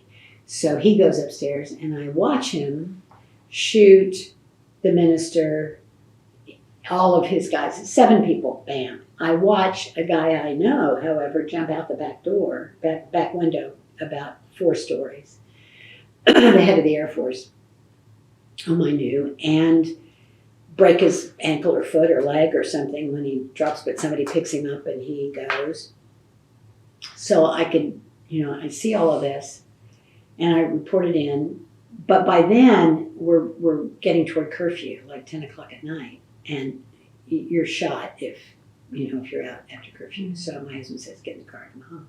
Well, I got 1,000 troops down in the bottom, down in the parking lot. And I had parked my car about 6 blocks away. I've got heels on. We've got, no paved roads. So what are you going to do? So I walked downstairs and out the front door and just weaved my way through 1,000 troops. And they're all looking at me like, who is this white woman and dressed like what? What are they going to do? So I just say in Amharic, excuse me, and work my way through and run as fast as I can in the car and drive back to the embassy. But I get back there and I said, how are the kids? And he says, we're out of contact. We don't know. But then we get word from another asset. I go back out, another asset, that the rebels have landed at the old abandoned military airport, which is about a quarter of a mile from our house, and they've started shooting mortars over our house into the city. And my 3 little kids are in that house right there with their friend too. And so I say to my husband, I'm going out. I got to, I'll find somebody. We know everybody in town. I'll find somebody and get to the house. Okay, try it. So I change clothes, go over the back wall, and it's all guarded. They're not going to let you go anyplace. So for 3 days, 2.5 days, we sit in that embassy. We don't know if our children are alive or dead. We don't know anything. And at the end of that, the coup was not a success. Mengistu was out of the country. It was in East Germany. He comes back, puts it down, and the head of the army, and of course it's the army who's fomented this coup. The head of the army says, I didn't have anything to do with it. I was with an American diplomat all day at lunch, all afternoon. You can ask anybody who was there. There were tons of people at the restaurant. They were there. They saw me. I didn't have anything to do with it. So he stays out of it. Ultimately becomes president for about 3 days until he's arrested. But that's the next year. But anyway, so I end up being his excuse. That's why he wanted me to sit there with him. But I still don't know where the kids are. And we can't, we say to the guards every day, we're going to find them. Go away. Stay in the embassy. So we go through a whole full day, and then it's about half day the next day. And they come to us and they say, okay, everything's settled now. You can go home. And he and I get in the car and drive like bats out of hell across town and through all of this, all the blockades and everything, and we get home, and there are those 4 kids sitting in the house with their iron shutters down, watching Born Free on TV, Elsa the Lion for the 100th time, and they're fine. And my 13-year-old daughter has kept them all fed and taken care of, and playing games, and nobody knew the better. Nobody knew any different. It was a wonderful thing. Mm. Scary though. Mm-hmm. Yeah. So. What did your kids think you did for a living? And here's the thing about our lives. We live undercover. So we don't tell anybody what we do because it's while we're doing it, of course. And we never tell anybody when we're overseas what we do, except people who who are willing to lie for you and who are able to lie for you. So you can't tell a 6-year-old, Jimmy, don't tell anybody this because he doesn't know. So you have to wait to tell your children what you do for a living until they are really old enough to be able to do that and handle it and lie with belief and are at such a level of maturity that you can say to them, listen to me, you do not tell your best friend this because she is a Brit and her father does not work for, whatever. You cannot do this. People will die. Do you understand? And when they say, yes, I understand, you have to believe that they will, that they're mature enough to handle that. So it's usually for each of my children, they were 13. My older one was in Ethiopia. I was out of town. My husband needed her to do something for him. And he took her out on the balcony because our house was, televised. I mean, everybody was listening to everything. Took her out on the balcony where nobody could hear anything. And he wrote CIA on a piece of paper. And he showed it to her. He said, you know what this is? She's a very savvy kid. She said, yeah, no. And he wadded it up and put it in his drink and stirred it up and drank it. It was on water-soluble paper, which we use for everything. And he said, that's what your mom and I do. And she sat for a minute and she said, I am so glad to hear that. She said, it never made sense to me why you would be diplomats, why you would be State Department officers and just talk to people and do nothing, sit behind a desk and have meetings. She said, this is much better. So that's good. My second daughter found out when her father was assassinated, and it was in the newspaper. And White House betrayed by New York Times. And my son, of course, this is all 5 years, this is 10 years after his father's death. And he is, no, that's not true. He was 12 at the time, so 5 years after his dad had died. And he and I were at a shopping center in Washington, Tyson's Corner in Northern Virginia. And a couple came up to us, and they knew me in a different name. And they knew me as a different life. Different person, different place. He'd never been, used names he'd never heard, talked about work he knew nothing about. And we had a conversation, lovely conversation. They sat down and had a Coke with us and, how nice to meet him and whatever. And referred to my husband as if I still had a husband who was alive and, all different name, whatever. And my son didn't say anything the whole time. I mean, he talked and said what he should, I guess. And then when they got up and left, and he looked at me and he said, what was that all about? And I said, well, here it is.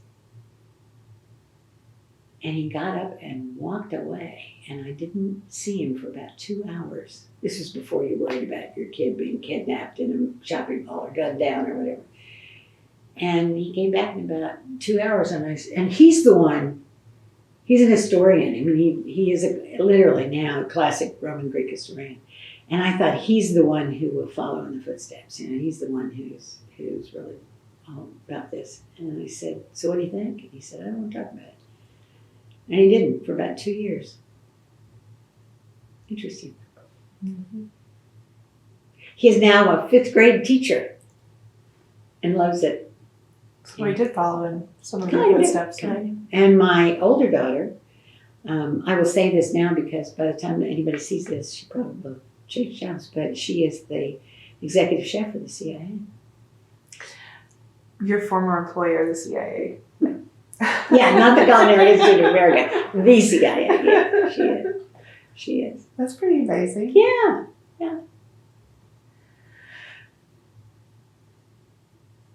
So, you also mentioned that your middle child found out because the New York Times blew your husband's cover when he was assassinated. Is that one of the reasons that you came back to work in the U.S. and have been here? No. No, I went immediately overseas. Were you able to maintain your work as an operative or in operations? But we only really stayed clean our first tour. Mm-hmm. After my first tour, my picture and name was splashed all over the Damascus news I don't know why. I never served in Damascus. I never had been to Damascus, but the Syrians, because of the Russians, they had control of it, and so they decided they were going to help me, so they did. But you do your work, and you handle every situation differently. So, and a lot of the work you don't do in the place that you're living, and you do it undercover, and different names, and so every operation is done differently, with you being fully cognizant of who knows and who doesn't.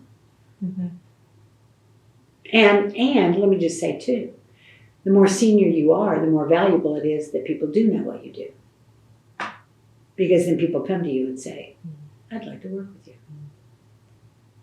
I know who to come to." Yeah, that makes sense. It's a very intellectual kind of thing, right? Yeah, yes. I can see why you thrived in it. It's great. It's a great. As I say, it's a great career that demands everything of you. Yeah. So you talked about your recruitment years. You did talk a little bit about how you built that back up and what your goals were, and how you accomplished especially some of those goals when you were initially taking that job, taking in charge of recruitment. Let me say too, though, that for the first time, we not only were trying to recruit women, we were trying to recruit native speakers of languages that we really could use. And so I spent a lot of time in communities of those ethnicities, which I loved. It was great. But there was one ethnic community that we could never recruit from, and still is pretty much the case, which always surprises people. So I'll just mention it. What do you think would be the ethnic community that we would not be able to recruit from? Oh my gosh. I don't even know. Would it be like Asian speaking? No. I could fill classes with Asian speaking. Okay. Hispanics. Oh, really? Their families don't want them to leave.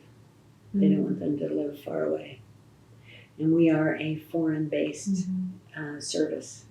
So we have all of these young Latinos and Latinas who apply, and they do so well, and they're so excited, and you say, okay, first you do all of this, you live overseas, whatever, and they come back for the second interview and they say, my mom wants to know, are there jobs closer to home?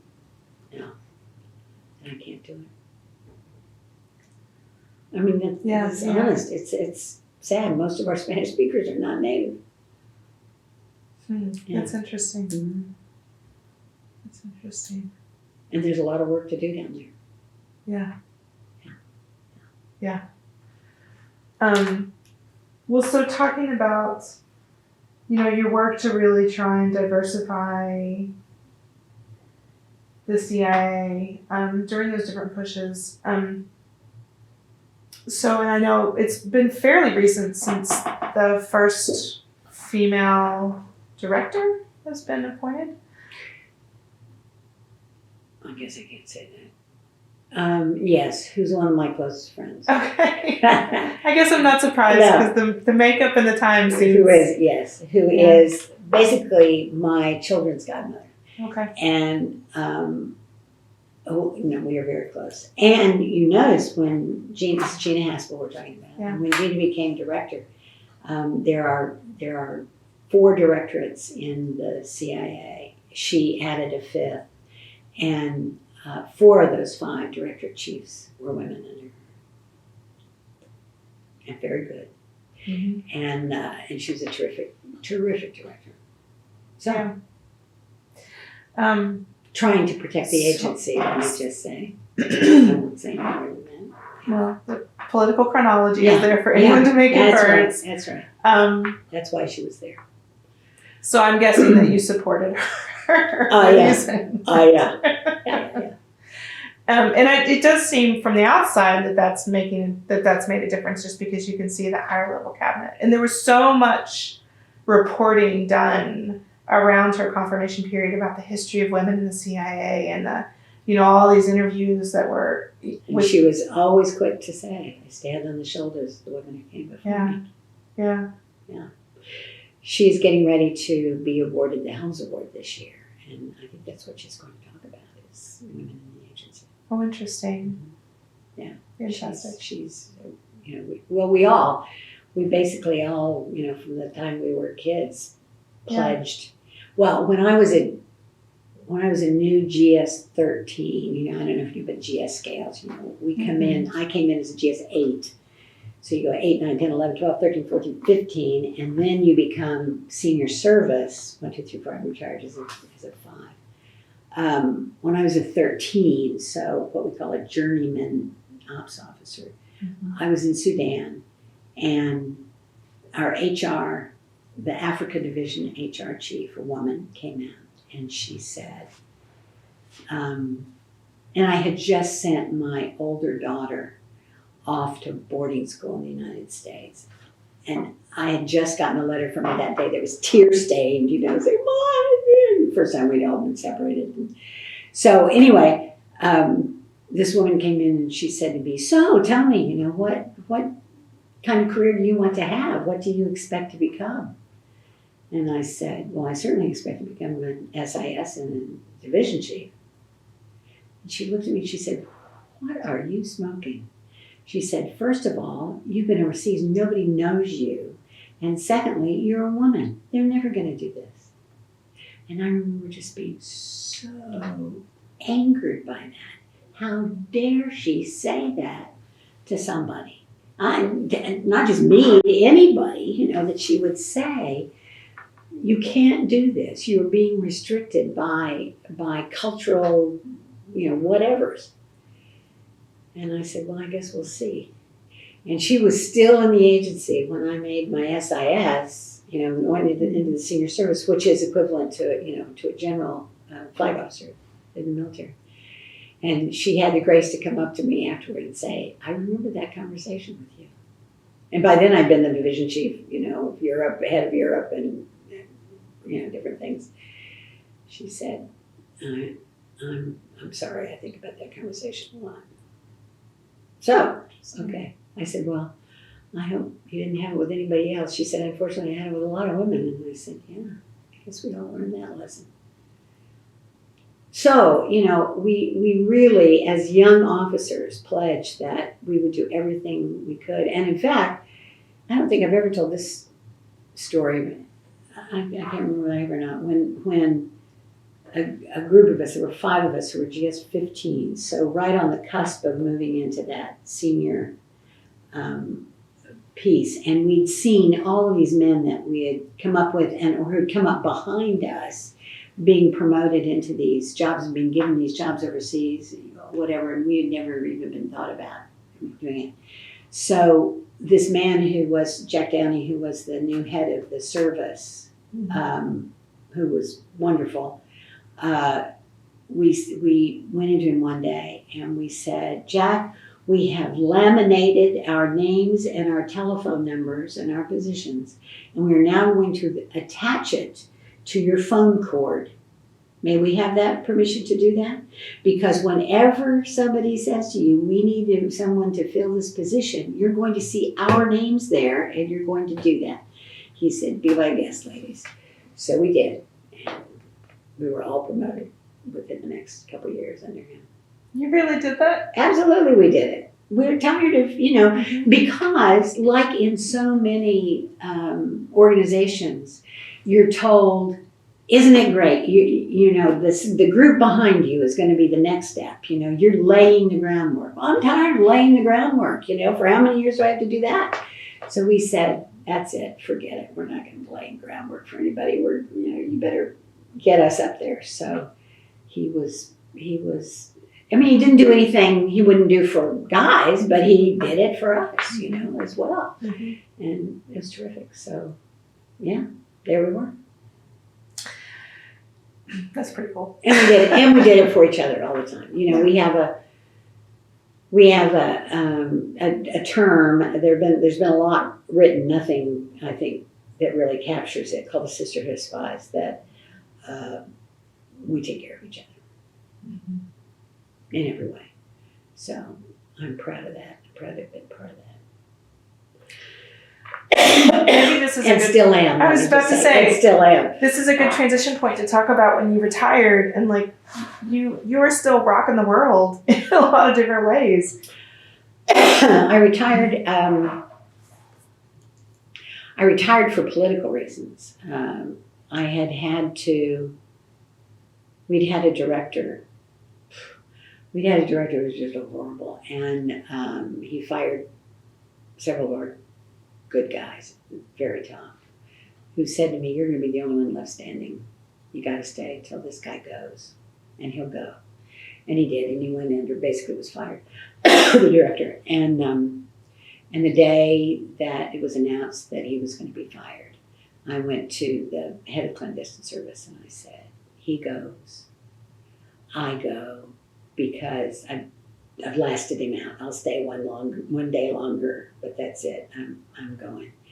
And I had a big budget to protect, and the biggest budget in the agency to protect, and various things. So so I retired, and I had gone through a coaching program to be a coach, to be coached and to be a coach, an executive coach. And we were the first federal agency to bring coaches in, and built our own coaching program. And what we were doing, not only coaching our officers, but teaching our officers to be coaches for their subordinates and their peers and colleagues.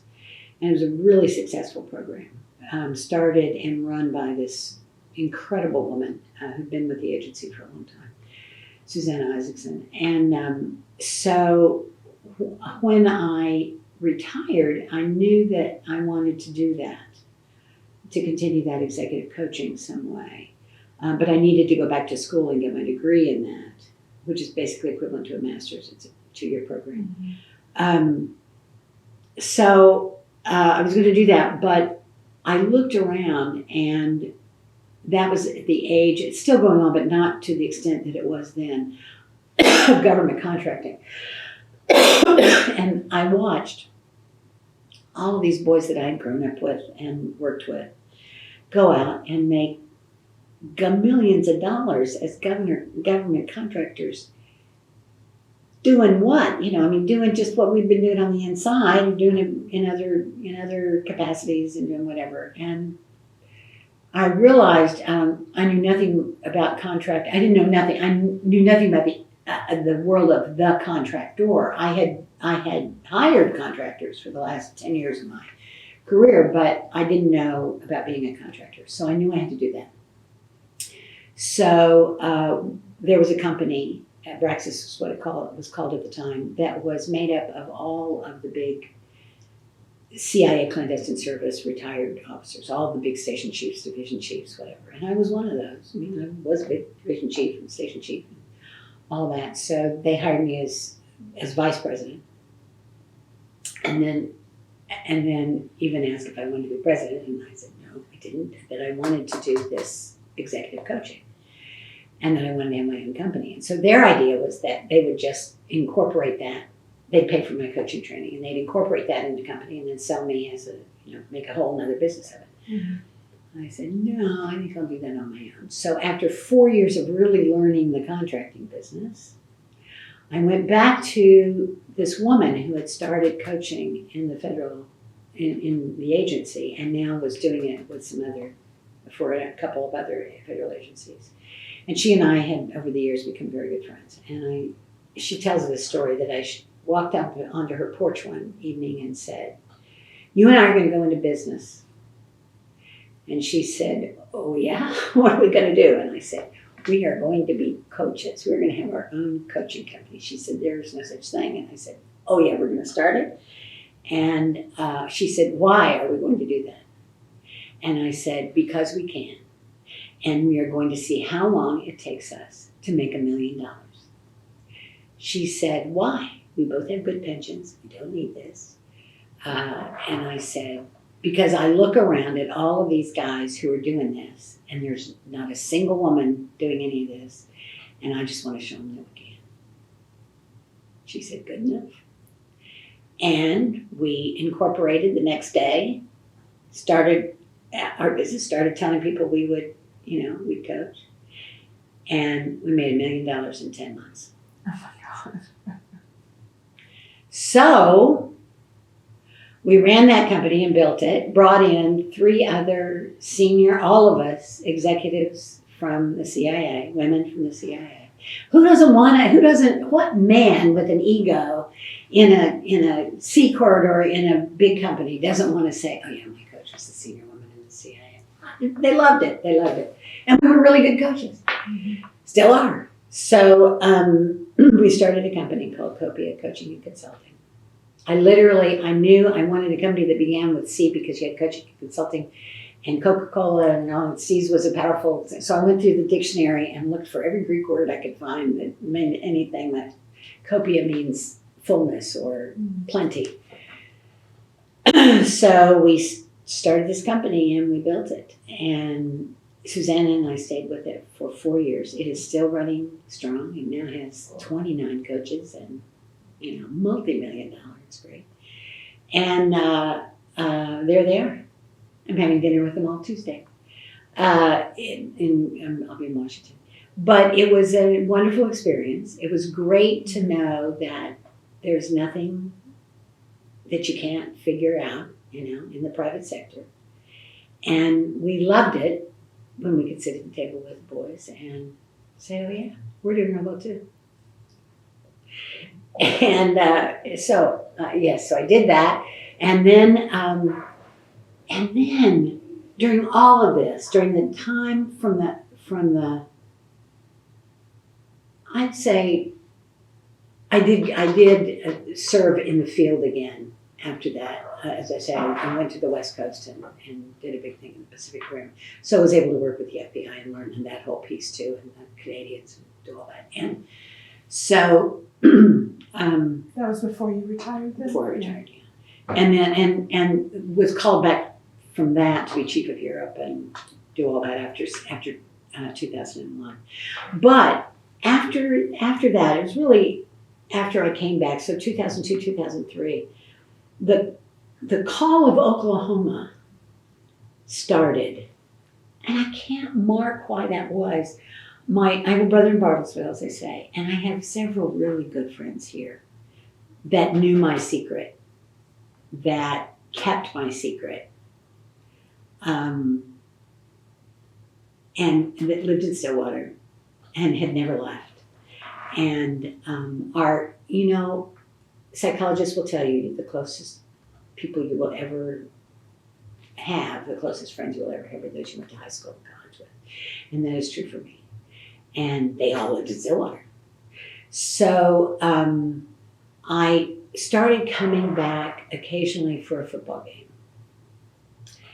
Maybe 2 football games a year. And then I'd come back in the spring, and it'd be so nice to be back here. And of course, every time I came back, they would say, oh, come on, you're retired, come on back here. And we'd like, no, I can't. Washington, D.C., I live in Washington, I'm a Washingtonian. And I had a beautiful home in Washington and all that. So I don't know what it was. I think, are you from Oklahoma? Mm-hmm. There is something in Oklahomans, my brothers speak to this too, maybe it's our family, but I think it's Oklahomans too. There's something in you that wants you to own land. Yeah, just a little, whatever. And granted, I owned land in McLean, Virginia, but it was like enough for a townhouse to sit on, it wasn't a whole lot. So I thought, it would really be nice, and I wanted to build a house. I'd lived in a zillion houses, and we lived very well overseas. So I'd lived in a zillion beautiful homes overseas.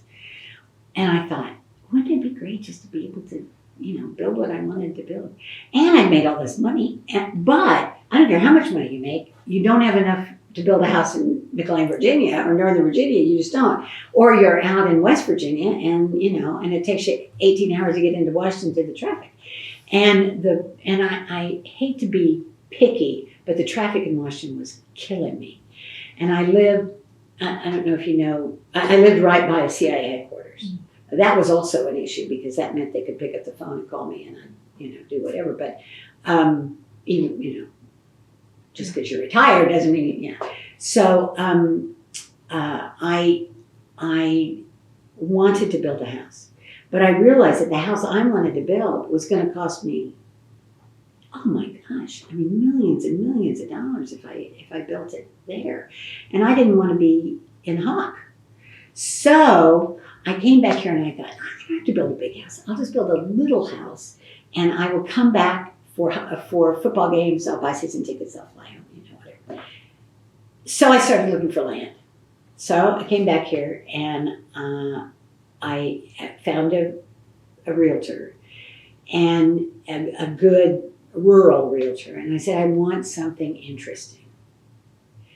I said, I want something with woods and water and, don't give me this flat land, whatever. I don't want some gas guy coming in, drilling a rig putting a rig in my backyard.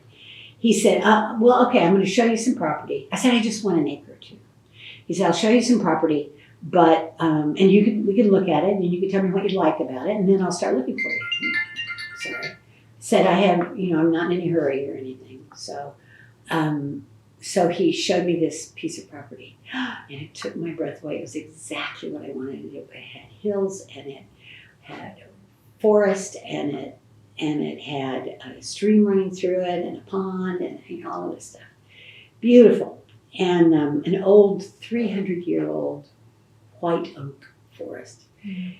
And I said, okay, worked our way over to this ridge that looked out over the stream. And I said, okay, I'll take this and give me these 2 acres. He said, no, you don't understand. If you take this, you have to take 15 acres. I said, I don't want 15 acres. So I went back home and I thought about that more and more. And I came back for another visit and I went out to look at this land. It still hadn't sold. And they couldn't get a tap on it. It had been subdivided from 60 acres. 30 acres. So there's a tap on the other 15, but not on this, all this kind of stuff. And I said, well, I can't buy it unless I can have water on it. And the guy who owned it said, well, you can use my tap because I'm not building on it for a while. Whatever. I said, no, I have to have my own water on this. He said, well, I've gone to the city and they just won't do it. Well, I came home, went back to Washington, and I made a phone call to a friend of mine. I won't say who, because you've probably already done an interview with him.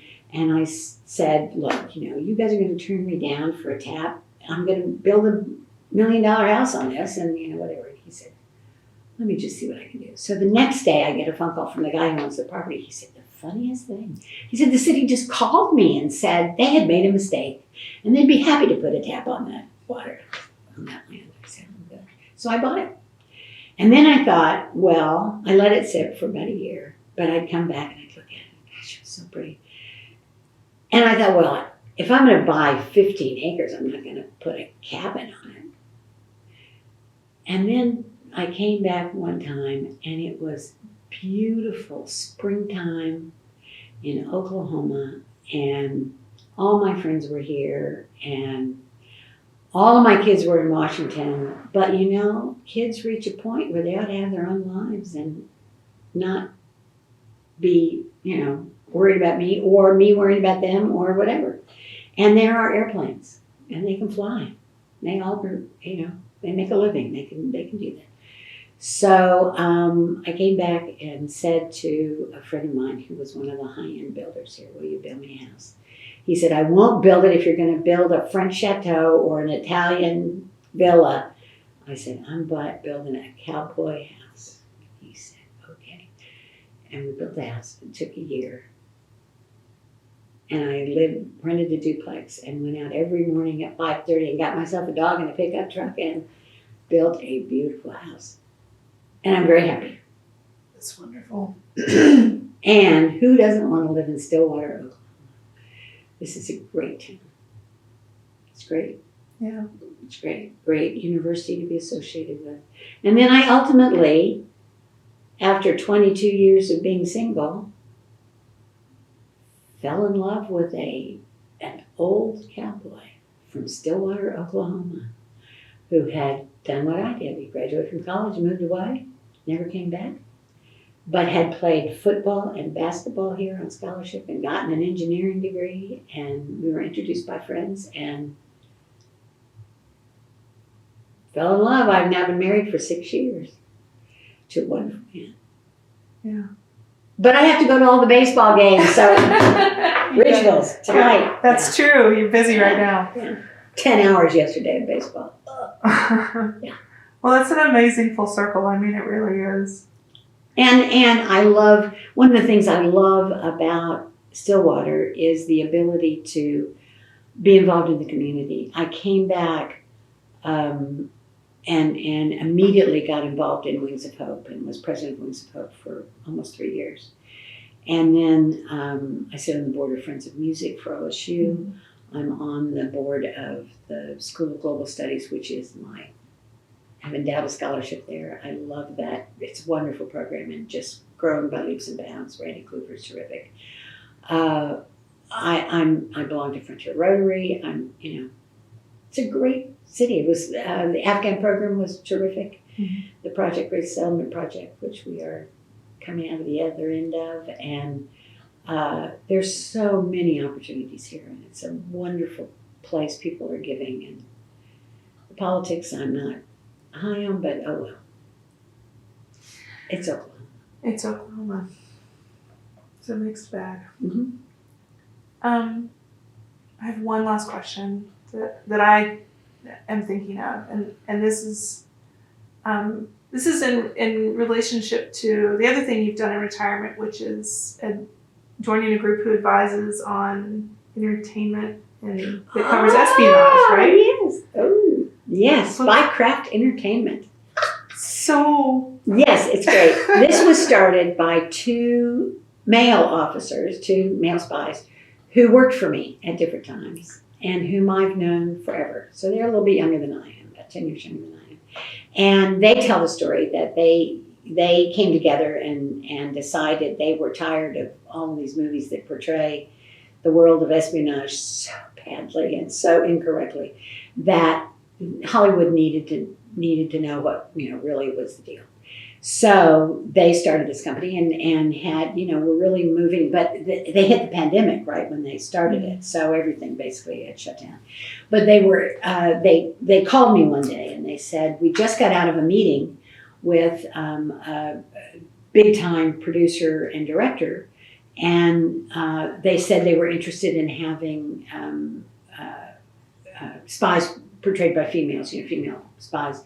And we said, sure, they'd tell us about this. And they said the woman producer looked at us through the Zoom camera and said, we're not interested in you talking about that.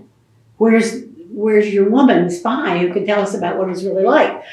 And they said, oh, she just couldn't be here today. And they walked out and looked at each other and said, call Meredith. So I was lucky enough to get the call, and I'm part of this. And we have some really exciting programs. So just in the last week, we have sold a movie to Netflix that is actually going to be made, and I can't tell you any more about it.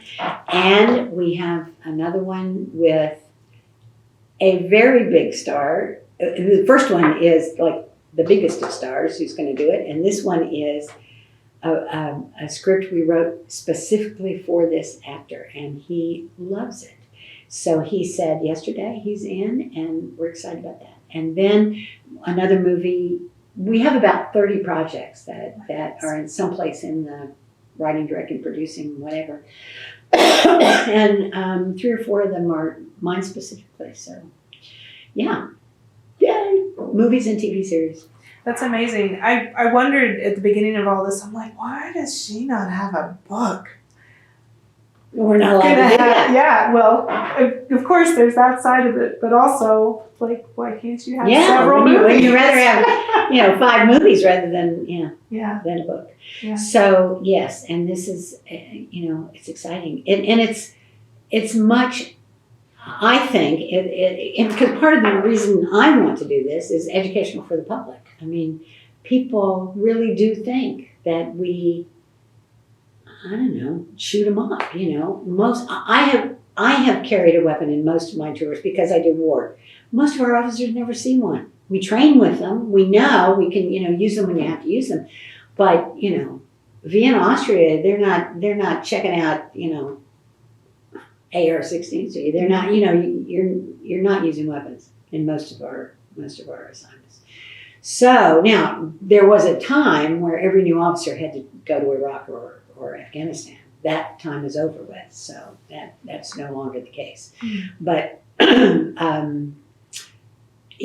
don't do those things that you see on TV. We don't sleep with our assets, and we don't go back and forth to Washington and the field, and we don't shoot people, and we don't, It's an intellectual game, which I think is much more interesting than, car chases. Not to say there aren't car chases. I've been in car chases, but